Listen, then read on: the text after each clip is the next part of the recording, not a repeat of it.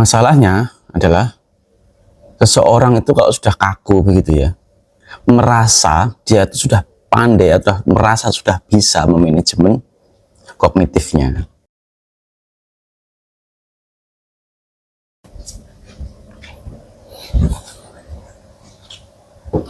Oke guys, assalamualaikum warahmatullahi wabarakatuh. Ketemu lagi ya, kita lanjut lagi ya untuk monovlog berikutnya. By the way, ini gimana kabar kalian ya? Semoga sehat dan dimudahkan segala urusan ya. Oke, ini sambil aku ditemenin secangkir kopi. Lanjut ya, ini masih dengan distorsi. Kalau sebelumnya itu kan distorsi, kita bahas definisi distorsi sama hitam putih ya materinya ya kemarin ya. Oke, tapi saya mohon untuk melihat yang video berikutnya sebelumnya, sorry, masih terkait dengan hitam putih. Jadi ini aku ingin menyampaikan ada beberapa tambahan ya, karena memang untuk membahas distorsi itu hanya dari hitam putih itu aja, itu sebenarnya panjang dan seru sih. Terkait dengan contoh-contohnya itu memang banyak nanti. Oke, jadi review sebentar ya, bahwasanya definisi distorsi kemarin itu apa? Bahwasanya distorsi itu adalah penyimpangan atau bentuk perubahan dari bentuk dari gambar dari makna aslinya, kan begitu ya. Itu distorsi atau suatu hal yang nggak sesuai, sudah nggak aslinya, kan begitu. Nah, itu definisinya begitu. Lalu sifat-sifat apa hitam putih? Biasanya orang yang terkena distorsi hitam putih itu adalah biasanya ya. Jadi kalau menggunakan kata biasanya itu berarti nggak mutlak loh ya. Jadi saya harap tidak terkena kognitif hitam putih juga. Itu ada pada orang-orang yang perfeksionis, kan gitu. Orang-orang yang overgeneral. Jadi orang-orang yang perfeksionis atau orang yang kaku dan sebagainya itu memang kebanyakan biasanya itu cara berpikirnya hitam putih, kan saklek gitu. Saklek ya, ada bahasa saklek ya, itu mengenal bahasa itu ya seperti itu. Nah, kita ambil contoh-contohnya orang-orang yang biasanya saklek gitu. Ini misalkan di pengusaha pemula itu biasanya perfeksionis. Bukan pengusaha pemula itu perfeksionis, tapi kalau di dalam dunia usaha itu justru mengacu pada prinsip seberapapun kurang, yang penting mulai. Itu sebenarnya begitu. Tapi kalau orang itu sudah kognitifnya hitam putih atau perfeksionis, dia harus menunggu unsur-unsurnya itu, faktor-faktornya itu harus terpenuhi semua dulu, harus penuh dulu, baru dia akan melangkah. Untuk melangkah berikutnya dia harus terpenuhi semuanya, dan bahkan levelnya itu sampai harus ada faktor-faktor yang paling sip, paling bagus dan paling bermutu, begitu baru dia akan melangkah. Itu malah nggak melangkah. Lalu ada lagi dunia di pranikah, misalkan itu contoh yang berikutnya. Biasanya orang kalau punya standar terlalu tinggi, perfeksionis, itu malah nggak nikah, karena dia saklek. Dia harus punya duit dulu, dia harus jadi pegawai A, B, C, kan begitu. Kalau nggak begitu, udah nanti pernikahanku hancur atau nanti akan sengsara dan sebagainya. Itu karena overgeneral juga itu cara berpikirnya, perfeksionis, cara berpikirnya hitam putih. Hitam putihnya begini, kalau dia tidak berada seperti itu, maka kehidupan seorang itu pasti nanti akan hancur atau akan merasa susah dan sebagainya. Ya itu namanya perfeksionis atau berpikirnya hitam putih, begitu. Itu contoh yang kedua. Contoh berikutnya adalah di dunia karyawan misalkan. Di dunia karyawan tuh begitu. Seseorang yang terlalu loyalis, biasanya memang perfeksionis. Dia over loyalis. Itu biasanya yang hal yang di luar SOP sekalipun dia tambahkan gitu. Karena memang cara berpikirnya hitam putih. Kalau nggak begini nanti begitu, kan begitu. Seolah-olah dia menjudge bahwasanya suatu kekhawatirannya berlebihan. Kalau dia tidak tambahkan begini nanti ada kerusakan, ada permasalahan seperti A, B, C dan sebagainya. Itu all over. Itulah kenapa berpikir hitam putih itu cenderung condongnya ya ke perfeksionis. Memang seperti itu. Lebih Jadi begitu cara berpikir hitam putih, lebih ke kiri, lebih ke kanan. Jadi begini guys, hitam putih itu ya, yang kemarin belum aku sampaikan adalah berpikir hitam putih itu seperti perubahan warna, ada gradients di situ. Ketika hidup itu penuh dengan warna, kan begitu ya. Seseorang cara pandangnya tuh disimpelkan, pengennya tuh instan, bahwasanya melihat warna-warna cerah seperti kuning yang cerah, kuning muda, lalu orange yang muda dan sebagainya, itu tidak bisa, itu kategori warna cerah. Saking cerahnya dia inginnya melihatnya suatu hal yang putih gitu aja.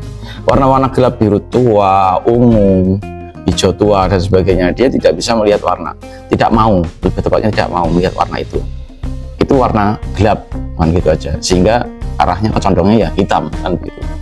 Jadi seringkali menyimpulkan sesuatu itu langsung pada ekstrimnya. Kembali lagi kepada contoh karyawan tadi, orang yang sebenarnya terjangkit malas sekalipun, itu pun juga bisa jadi dia terkena hitam putih. Ngapain juga terlalu idealis begini, toh itu akan menyulitkan dirinya sendiri, dia ketakutan kalau ini terlalu lebay dan sebagainya. Itu salah satu ekstrimnya begitu. Si pekerja yang terjangkit rasa malas sekalipun itu seringkali itu ya nggak mau juga, ngapain juga dia terlalu ideal. Bahkan seseorang yang di tengah-tengah sekalipun itu nanti akan dianggap idealis, si pemalas tadi ya. Nah, si ekstrim tadi yang terlalu over loyal tadi menganggap suatu hal yang ideal itu menjadi pemalas. Jadi jadi begini, distorsi itu seringkali memunculkan POV baru atau point of view atau sudut pandang baru. Nah, itu seringkali begitu, sama-sama mendapatkan informasi yang sama dari sumber yang sama begitu, tapi diterima oleh banyak kepala, maka persepsinya akan berbeda-beda, maka muncullah suatu POV atau point of view atau sudut pandang kan begitu. Jadi sumbernya sudah sama, tapi ya penerimaannya beda-beda. Kalau berpikir hitam putih, maka ya terlalu ekstrim menjustifikasi seperti gelap atau menjustifikasi seperti putih.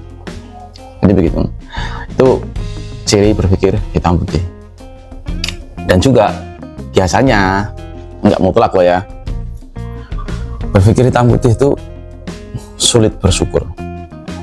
Atau dibalik, orang yang sulit bersyukur, jangan-jangan itu cara berpikirnya hitam putih. Maka yang kemarin aku sampaikan, yang sebelumnya itu aku sampaikan, kita perlu juga sih berpikir hitam putih itu dibalik begitu ya. Kalau misalkan dia kurang ini, kurang itu dan sebagainya, daripada nggak sama sekali, kan gitu ya. Itu begitu. Oke, sekarang apakah perlu berpikir hitam putih itu dalam kehidupan kita? Ya perlu. Kalau kita bisa memanajemen cara berpikir itu, maka ada kalanya itu digunakan. Tidak seperti kebiasaan gitu, terjangkit kognitifnya berpikir hitam putih, maka terbiasa begitu. Padahal kalau kita mengetahui ilmu tentang distorsi kognitif, kita bisa memanajemen kapan kita akan berpikir hitam putih. Contoh-contoh berpikir hitam putih itu di dunia pengamanan, keamanan atau pengamanan gitu ya, itu perlu, karena sesuatu hal itu harus detail kan begitu. Men-screening sesuatu itu harus benar-benar detail banget, perfeksionis sekali, karena dia benar-benar menutup celah keteledoran, meminimalisir, betul itu namanya keteledoran. Itu biasanya di situ perlu namanya untuk bisa memanajemen kognitif kita. Nah juga gini, berikutnya adalah terjadinya distorsi. Terjadinya distorsi itu ada 3 kemungkinan. Yang pertama adalah si penyampai. Si penyampai ini bisa saja karena memang dia terbiasa atau sengaja untuk berbohong, menghoax, mendistorsi, sudah menyusun kata sedemikian rupa agar itu bisa terdistorsi oleh si penerimanya. Nah itu bahaya itu. Kemungkinan yang kedua adalah si penerimanya, ya ini tadi, penerimanya karena memang paling banyak yang terdistorsi, sumber yang sama sekalipun itu bisa beda-beda persepsi, ya macam-macam pengaruhnya, karena tingkat keseriusan dalam menyimak, itu juga mempengaruhi tingkat kejelian atau ketelitian dalam menyimak kan begitu, atau memang kebiasaannya begitu kan gitu, atau dua-duanya kan begitu, karena tingkat ketelitian, keseriusan kan gitu, sehingga akhirnya ada banyak kepala nih misalkan sama barengan dalam menerima informasinya. Informasi dari orang yang sama sudah disusun demikian mudah untuk menerima, tapi karena memang kognitifnya bermasalah ya dia akan mempersepsikan itu akan berbeda, sehingga terjadilah distorsi di dalam otak seseorang begitu. Yang ketiga, kemungkinannya adalah si penyampai dan si penerimanya juga bermasalah. Si penyampainya ini juga sebenarnya ada modus untuk mendistorsi, si penerimanya sendiri memang kognitifnya bermasalah. Buyarlah itu akhirnya menjadi kacau. Ada lagi sebenarnya. Oh ya, kemungkinan yang pertama tadi apa tadi? Si penyampai ya, kemungkinan adalah dari si sumbernya atau penyampainya atau dari orang pertamanya itu memang sengaja melakukan distorsi itu. Bisa jadi karena si penyampainya seorang pembohong, bisa jadi karena rantai penyampaiannya terlalu panjang.